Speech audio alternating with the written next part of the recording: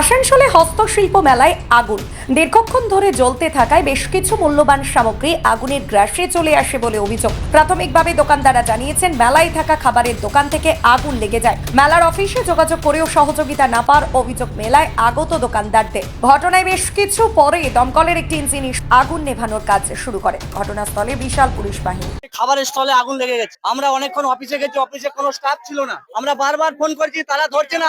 Fire office ধরছে না। এখানে বারবার সব খাবারের স্টল পারমিশন হয় না মেলার ভিতরে। এখানে খাবারের স্টল দেদারে আগুন জ্বালাচ্ছে, আগুন জ্বালিয়ে রান্না করছে।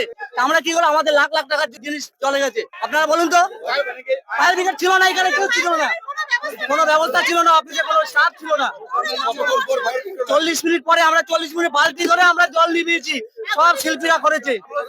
এসডিও, ডিএম, বিডিও এরা কোথায় আছে? এরা তো আমাদের পয়সায় মায়না পায়, তারা কেন আমাদের পরিষেবা দিতে পারতো? আগুন লেগে গেছে, এরকম আমাদের ফায়ার ব্রিগেডের কোনো ব্যবস্থাই নাই। এরকম আর্টিজানদের আমাদের যে এত কোটি লাখ লাখ টাকার মাল মানে পুড়ে গেল। আমরা তো সবাই মিলে আর্টিজানরা সবাই মিলে এসে আগুন বালতি বালতি জল নিভিয়েছি। তাহলে ফায়ার ব্রিগেডের এখানে কোনো ব্যবস্থা নেই। আমি নিজে